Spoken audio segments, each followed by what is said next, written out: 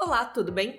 Meu nome é Giovanna Penati e esse é o podcast Beijo e Tchau, um podcast para quem ama uma boa história e também para quem ama viajar.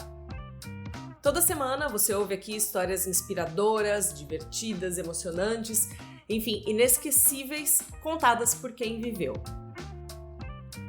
Para contar a sua história também, fica até o fim que eu te explico como participar, e para comentar esse episódio é só me mandar uma mensagem no Instagram @TheRealGiovanna. E eu acho que eu preciso encontrar uma arroba melhor, mas até lá o link tá na descrição do episódio. No episódio de hoje eu converso com a Joana. Ela tem 30 anos e mora em Cascais, em Portugal. Mas a história dela se passa na Itália, em Verona. E ela nunca foi para Itália. A Joana adora escrever e ela considera isso uma fuga do dia a dia, como um hobby ao qual ela realmente se dedica. E um detalhe, ela gosta de escrever à mão. Ela é o tipo de pessoa, por exemplo, que escreve cartões para os amigos quando eles fazem aniversário. Ela tenta se conectar com as pessoas de uma forma mais humana e um dos jeitos de fazer isso, segundo ela mesma, é com papel e uma caneta. A história da Joana tem muitas reflexões e muitas coincidências e parece realmente uma história de filme. Talvez sejam Cartas para Julieta 2? Bom, escuta a história aí e depois a gente conversa.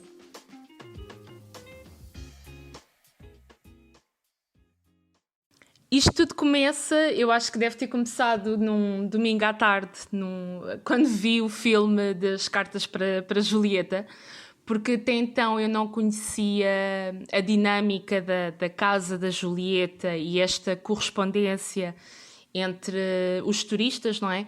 E as secretárias da Julieta, e portanto eu não conhecia essa casa.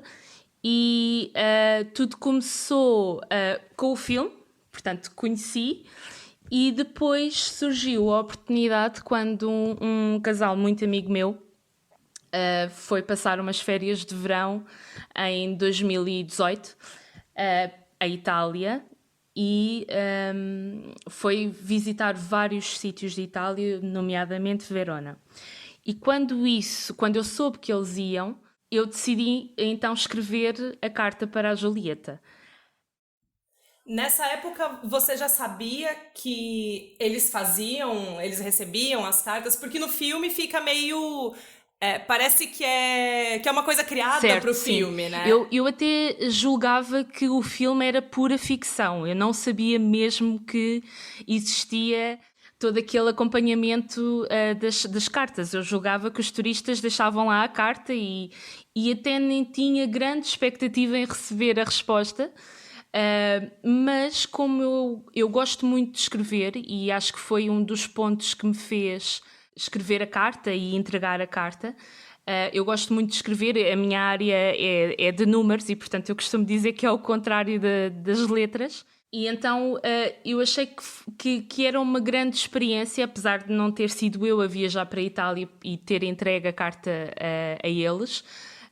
Achei que ia ser uma experiência engraçada e, portanto, era algo também muito... com pouco esforço, no fundo.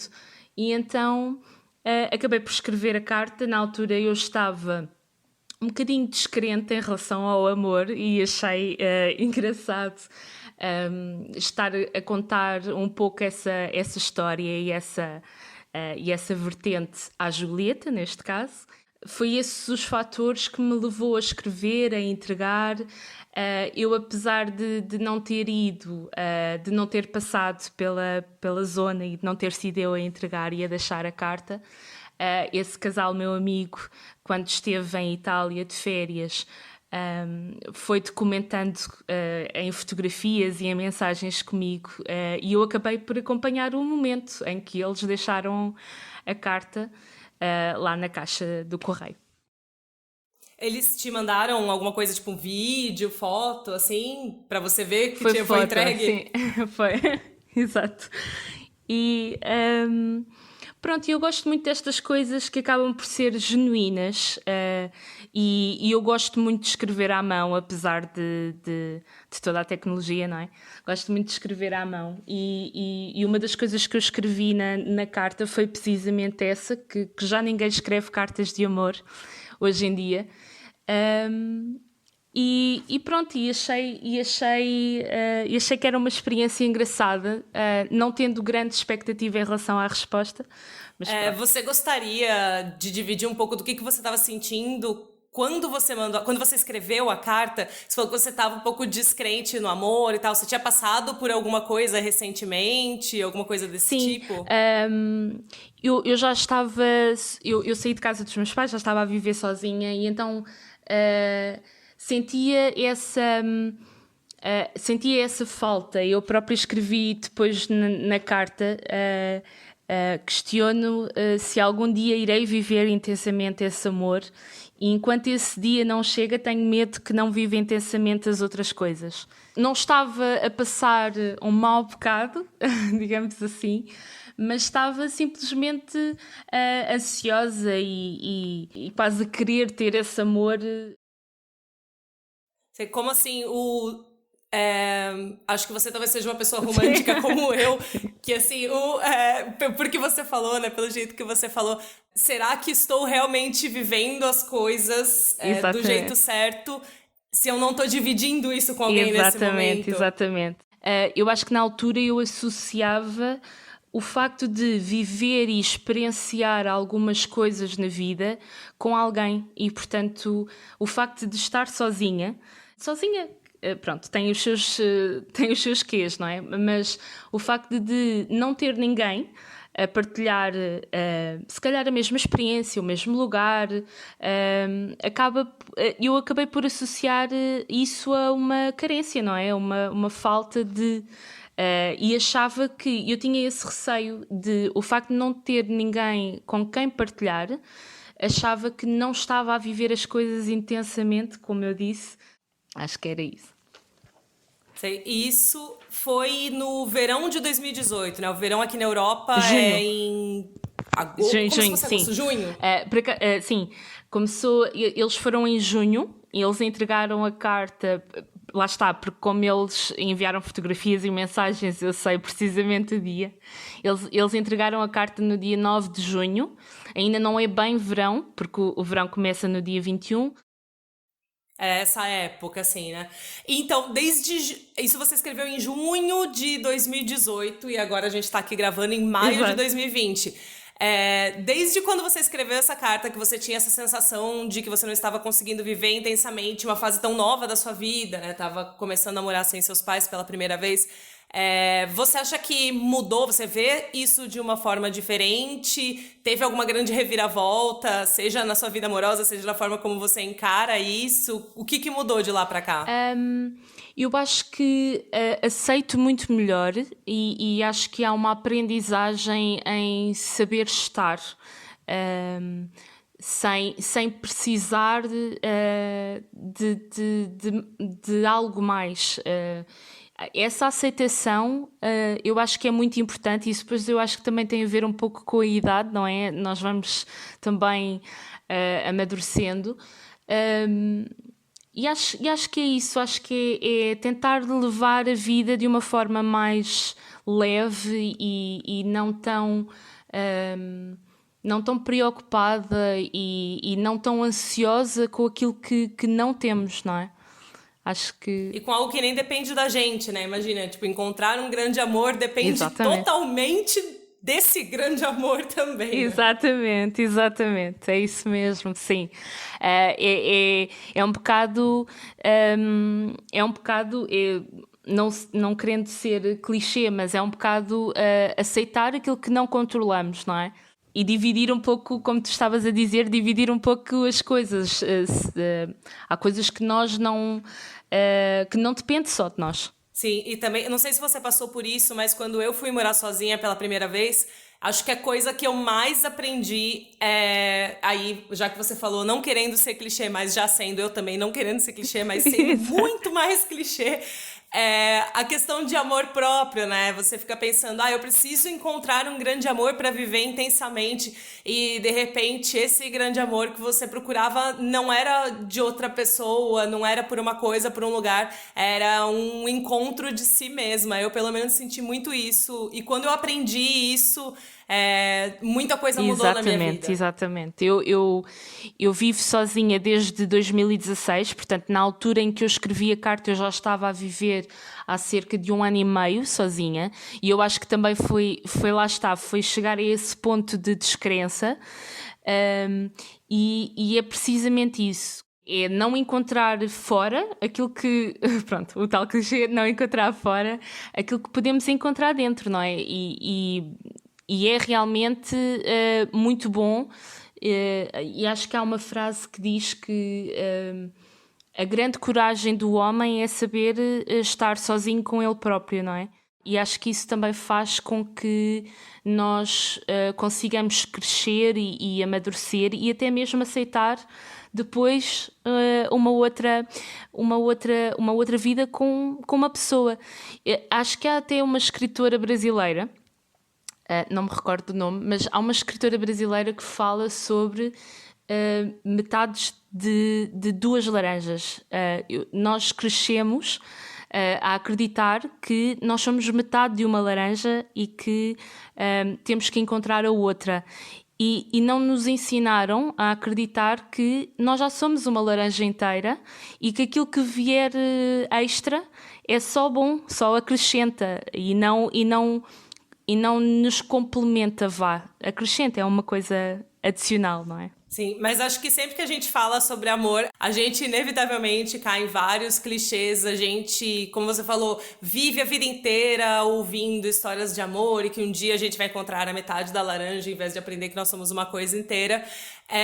Falando de clichês, acho que o grande romance, né? A grande história de amor que todo mundo sempre pensa, amor impossível de Romeu e Julieta, que cá entre nós é uma tragédia, né? Não é uma história de amor, é uma coisa horrível. Você é um relacionamento de, sei lá, menos de uma semana que morre um monte de gente no fim. É uma coisa horrível. Mas, enfim, é a referência que a gente tem. É esse amor trágico, essa coisa de você ter que sofrer pra encontrar outra pessoa. E já que a gente tá falando sobre escrever cartas pra Julieta, você disse que você não esperava uma resposta, mas no fim você recebeu essa resposta. Então, eu queria que você contasse um pouco de como foi tudo isso. Você já esperava que alguma coisa eventualmente ia chegar? Como foi quando chegou? Sim, eu só recebi a resposta passado 1 ano, precisamente. Portanto, foi em junho de 2019. E foi muito engraçado, porque para além de eu já nem sequer pensar que iria receber a resposta, eu não sei porquê, eu associei, até porque não existe obrigatoriedade de resposta, creio eu, nem existe nenhum prazo, portanto, não houve nenhum dado que me fizesse acreditar nisso, mas eu associei que a resposta iria demorar, sei lá, 3, 4 meses, e acabou por demorar 1 ano, e eu acho que isso também tem a ver pelo facto de, como não fui eu a ir à Itália, eu acabei por não ter a percepção da quantidade de cartas que existiam por responder, e portanto eu até se calhar associei isso a um prazo menor. Portanto, isto levou com que eu, quando recebi a carta, passado só 1 ano, eu já nem sequer estava com a mente lá. Nem lembrava mais que tinha escrito uma carta, de repente, né? Exatamente. E foi um alento, foi muito reconfortante, porque há realmente uma coincidência também aqui na carta que eu recebi com a resposta, que diz: eu entendo a sua impaciência pela pessoa certa, mas acredite, as coisas mais preciosas levam tempo. E foi um conforto, porque, fazendo aqui a ponte um bocadinho entre esta carta, sem querer entrar outra vez na zona do clichê, Nós, quando menos preocupados estamos com aquilo que não temos, talvez também estejamos mais abertos para receber aquilo que queremos ter. Quando eu recebi essa carta e ter lido que as coisas mais preciosas levam tempo, acabei também por associar que eu não estava nem sequer a pensar já na resposta e quando menos esperei, quer dizer, eu tive a resposta e tive... Tem quase uma metalinguagem, assim, né? Tipo, a carta te avisando que demorou, mas, tipo, chegou. Exatamente, foi como se fosse um sinal a dizer... ok, isto pode acontecer, tu também já não estavas à espera da resposta e também já não estás à espera do amor e pode ser que aconteça agora.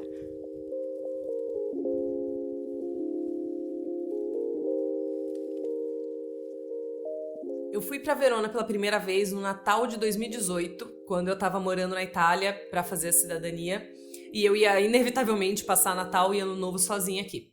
Então eu resolvi viajar um pouco, conhecer uma cidade nova e, sei lá, tentar espairecer. Mas a gente espera talvez uma aura assim, de romantismo na cidade e é inexplicável como isso realmente existe. Ela é uma cidade muito bonita, ela é gostosa de passear.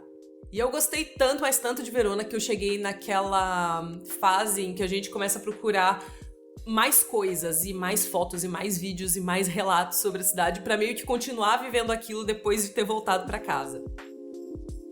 Uma dessas coisas, claro, foi o filme Cartas para Julieta, que sim, eu só assisti quando eu tinha 28 anos e eu fiquei encasquetada com o filme. Fiquei pensando, mas será que existe realmente esse lugar aonde as mulheres vão para responder as cartas que são enviadas para Julieta? E daí eu fiz o que qualquer pessoa faria, eu joguei no Google e descobri em poucos segundos que sim, esse lugar existe e qualquer pessoa pode participar. Então, eu entrei lá no site e mandei a minha inscrição esperando nada. Na verdade, eu não tinha muita expectativa, eu acho que eu realmente não esperava receber nenhum tipo de resposta. Mas eis que no fim de janeiro eu recebi um e-mail dizendo que eu fui aceita pelo Clube da Julieta, digamos assim, e então marcando um dia, um horário pra eu ir lá participar desse clube e poder responder cartas também. Primeiro, não é exatamente na casa da Julieta que isso acontece, então talvez... Bom, tem todo um lado muito romântico e muito bonito do filme que não é exatamente desse jeito na vida real, né?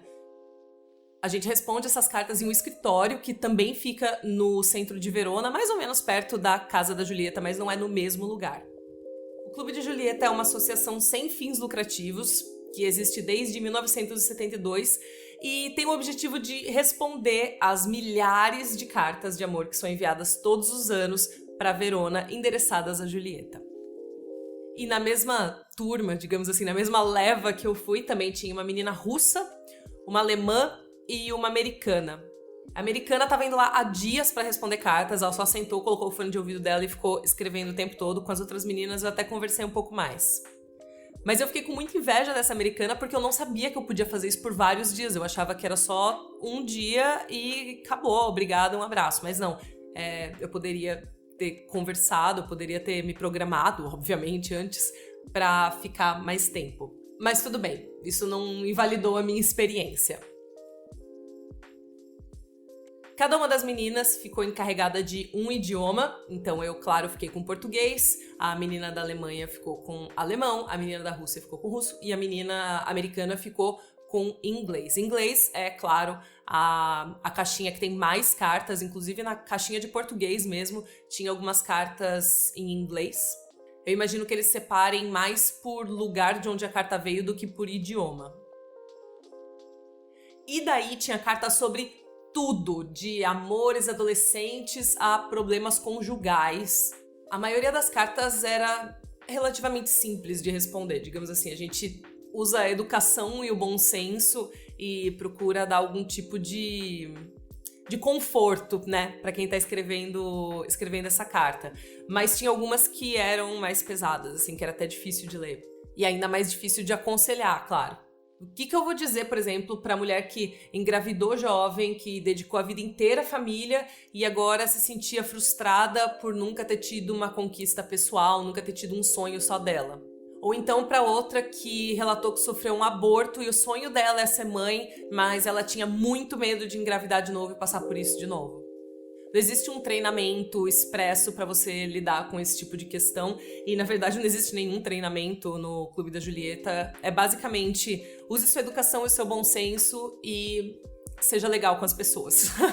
É isso que você tem que fazer quando você vai responder uma carta.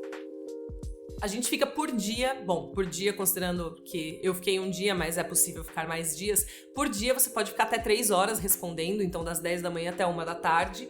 Porque é o tempo que o Clube da Julieta fica aberto. Porque todo mundo ali é voluntário, inclusive as coordenadoras e tudo mais. Então, de tarde, esse pessoal tem que trabalhar para os empregos deles que pagam as contas. E nessas 3 horas, acho que eu respondi mais ou menos umas 10 ou 12 cartas. E falando agora, nem parece que foi tanta coisa assim, mas sinceramente é uma experiência muito legal. Porque quando você para pensar que são milhares de pessoas no mundo inteiro que escrevem para uma personagem, né? Elas basicamente encontram nessa personagem uma forma de desabafar, assim, uma forma de contar o que tá acontecendo com elas. Talvez elas façam isso porque elas não vão ser julgadas por uma personagem fictícia. Enfim, são milhares de pessoas que escrevem para lá só desabafando e contando as suas angústias. E, sinceramente, é muito bonito você conseguir ver tanta vulnerabilidade, tantas emoções muito sinceras e muito cruas que estão nessas cartas. Então, é uma experiência muito rica, assim, e muito, muito diferente. Acho que de qualquer coisa que você vai fazer, tanto em Verona como talvez em qualquer outro lugar da Itália. É uma experiência bastante única. Então, se você for para Verona e você tiver essa veia mais criativa, artística, se tiver uma conexão com escrita, se você gostar de escrever, gostar de se comunicar, vale a pena procurar isso também antes da sua viagem, né? Você manda um e-mail para se inscrever e ver se você consegue também participar do Clube da Julieta. Bom, e foi por causa dessa carta que a gente se encontrou, né? Uma vez a Joana me mandou uma mensagem no Instagram falando que tinha encontrado um texto no meu blog no qual eu contava sobre o dia que eu fui responder cartas para Julieta e contando como que você poderia também responder ou mandar uma carta para Julieta, enfim. Conta isso pra gente, Joana, já que foi você que me encontrou, né? Conta como que foi que você me encontrou. Portanto, foi em março deste ano. Eu pesquisei no Google como responder a cartas para Julieta. Ou seja, praticamente mais muitos meses depois, né? Sim. Tipo, não foi um ano, mas foi uns 8 meses, sei lá, depois. Exatamente, sim.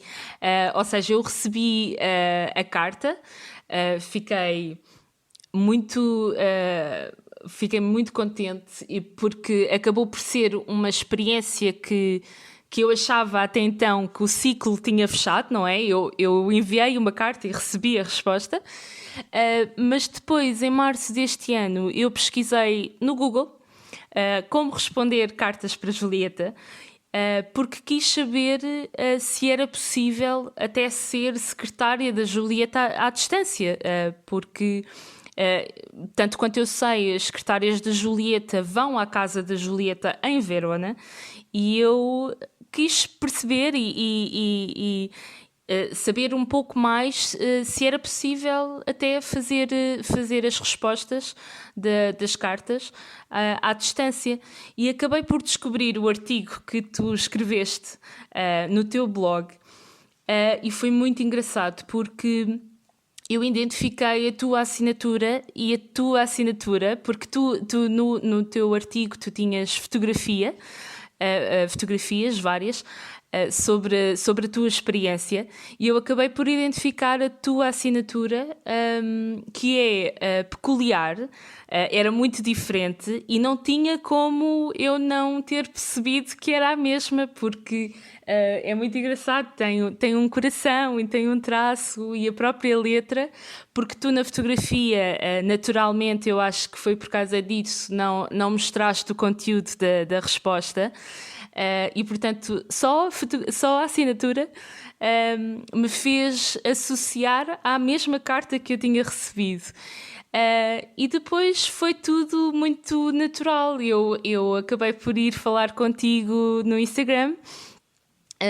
Conheci o teu blog, até então eu também não conhecia, e foi assim um match. Sim. Eu tô me segurando muito aqui pra não começar a gritar, tipo, oh meu Deus, isso é incrível. Porque essa é a primeira vez que a gente conversa, na verdade, né? A gente conversou tudo isso por texto, né? A gente se inscreveu no Instagram e passou muito tempo. Eu pensei em compartilhar na época, até perguntei, posso postar nos stories e tal.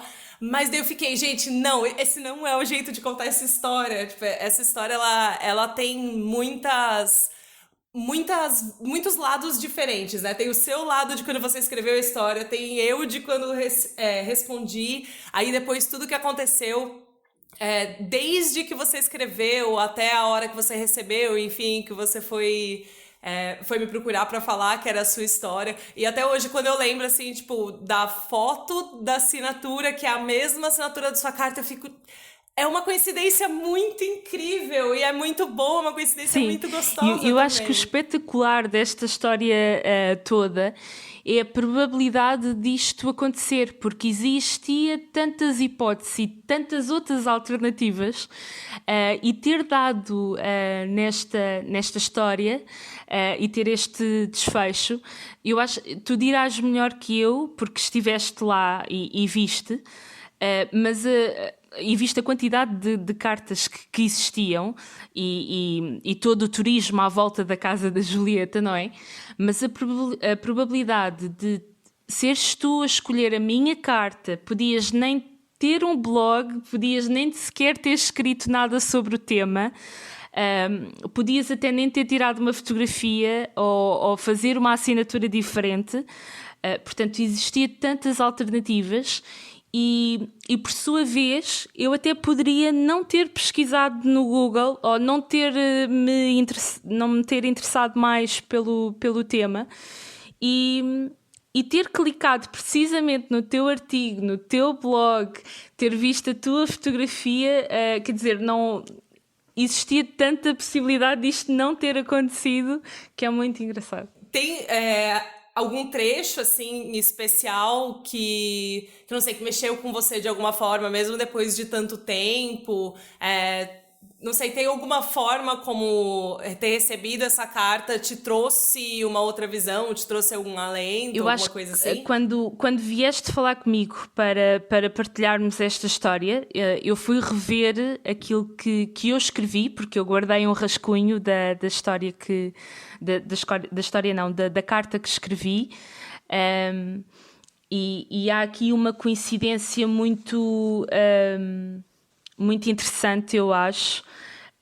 Porque agora que o mundo se está a tornar um lugar mais pequeno, porque estamos todos a atravessar uma pandemia e estamos todos no mesmo barco, e portanto quase que sabemos mais ou menos bem aquilo que o outro está a passar, apesar de ser em Portugal ou no Brasil ou em Itália ou seja onde for. Existe uma outra coincidência no meio disto tudo, que eu acho que eu vou ler um excerto da minha carta e depois até vou associar a tua resposta. Eu escrevi: já ninguém sabe ficar, o mundo torna-se demasiado agitado para se estar sossegado. E quando estamos bem com alguém ao nosso lado, parece demasiado estranho e pouco arriscado e temos medo da rotina. E que mal existe na monotonia de algo bom. E tu respondeste: quando encontrares o amor, encontrarás também a alegria da monotonia de estar com quem se ama. Não será estranho ou arriscado, apenas calmo, sossegado e bom.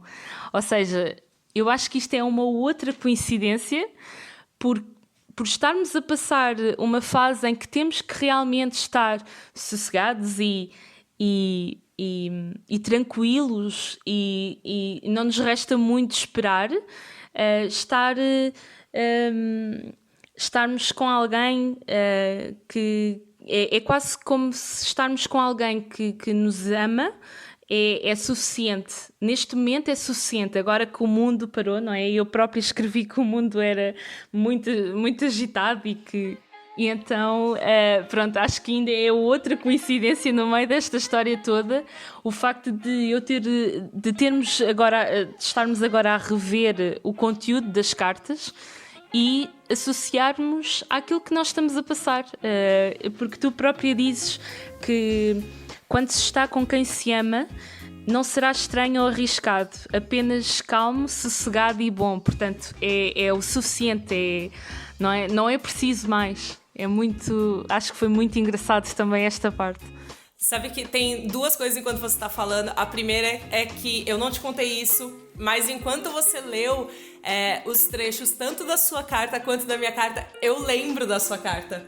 É sério? Eu lembro de ter respondido ela, e eu lembro que nessa época, isso foi em janeiro de 2019, quando eu fui para responder as cartas.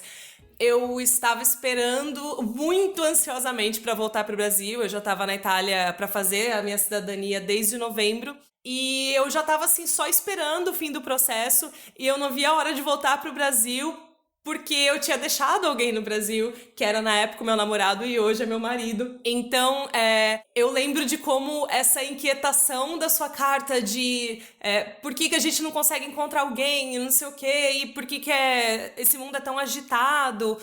E eu senti isso de uma outra forma, assim, eu me identifiquei no sentido de eu encontrei alguém e o mundo é tão agitado, tem tantas coisas acontecendo que eu não consigo ficar com essa pessoa. Então, a resposta foi, acho que tanto pra você quanto pra mim, tipo, se acalma, as coisas acontecem da forma certa. E é bom quando você encontra alguém, é bom, é essa sensação, é simplesmente calmo, é a beleza da rotina e da monotonia, é a coisa que a gente procura, eu acho. Exato, exatamente. E acho que até me estou a arrepiar, mas eu acho que é isso mesmo, porque tu própria também escreveste para não deixar de acreditar, e por isso é que a tua resposta foi reconfortante. Porque tu própria também escreveste que o amor existe e as histórias de amor são as que valem a pena viver, contar e relembrar. E o facto, eu não sabia, e o facto de estares a dizer que estavas a passar por essa fase também faz com que o conteúdo das nossas cartas, quer dizer, nós tão distantes, se calhar estávamos a passar um bocadinho pela mesma ansiedade, não é? Eu de não viver esse amor e tu por estares distante ou por quereres voltar ou algo assim do género, não é? Sim, é meio que visões diferentes para a mesma angústia, né? Sim, exatamente. Nossa, essa conversa foi muito mais bonita do que eu esperava que ela fosse. Até me emocionei aqui algumas vezes. Boa. Eu acho que, se me permites, eu acho que esta história e é talvez uma bonita metáfora daquilo que se calhar é a essência das viagens. Quando vieste falar comigo sobre a possibilidade de nós partilharmos esta história, eu estive a pensar um pouco e estive a rever as cartas e tudo mais, e eu acho que isto casa também muito bem com as viagens em si, e tu própria, eu acho que experiencias isso pelas tuas viagens, pelas viagens que tu fazes, e isto acaba também por nós termos termos a percepção da dimensão do mundo e da quantidade de pessoas com as quais nos cruzamos, porque nós, enquanto turistas, nas viagens, não é? Nós vemos os lugares pela primeira vez, quando se calhar para outros tantos é só o caminho de casa, trabalho, casa. E o facto de nós nos cruzarmos não presencialmente, mas desta forma, isto acaba também, eu acho, por se aplicar um bocadinho no amor, porque nós não sabemos quando é que chega o dia em que vamos encontrar a tal pessoa, ou que nos cruzamos com a tal pessoa, e eu acho que isso também, quer dizer, é tudo um misto entre a história, o amor e as viagens, eu acho que é isso. Sim, eu ia bem falar isso também, que no fim eu acho que essa história justamente mostra um lado muito poderoso de viajar e que muitas vezes a gente viaja porque a gente quer ver pontos turísticos e comer comidas diferentes, mas eu acho que o mais rico da gente se dispor a viajar e se dispor assim ativamente mesmo de conhecer o que tem lá fora, e essa conexão, né, essa coisa de eu ter saído do Brasil e vindo morar na Itália, e você um ano antes ter mandado uma carta, e você também nunca esteve no Brasil, não sei se já esteve na Itália também, então assim, quais são as chances disso acontecer, e ainda assim a gente se conectou e trouxe palavras de ajuda, assim, uma para outra, né? A gente se conectou em torno de um tema que é tão universal, que é o amor, que tem, como a gente falou, tantas facetas. Pode ser o amor por outra pessoa, pode ser o amor por si próprio, e mesmo nunca tendo estado no mesmo lugar, a gente consegue compartilhar essas experiências dessa forma tão especial. Exatamente, e isto tudo começa porque eu escrevi e porque tu escreveste, não é? Tu própria visitaste a casa da Julieta e escreveste a resposta que eu recebi, eu acabei por receber passado algum tempo. Ou seja, tudo é como tu estavas a dizer, tudo tem um desfecho engraçado, porque parece que tudo encaixa umas coisas nas outras.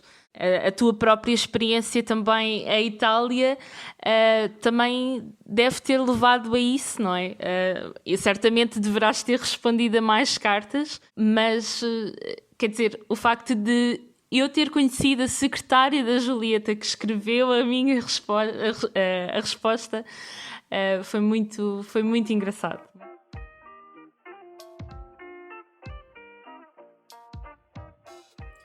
No blog tem um post com muitas fotos, vídeos e a íntegra da carta que eu escrevi para Joana quando fui secretária da Julieta, para você ler. E eu espero que ouvir essa história tenha sido tão emocionante e tão surpreendente para você como foi para mim, e imagino que para Joana também. E se você quiser mandar a sua história para participar do podcast, tem um formulário para isso, ele tá na descrição do episódio. Lembrando, toda sexta-feira tem episódio novo e a gente se fala na semana que vem. Um beijo e tchau!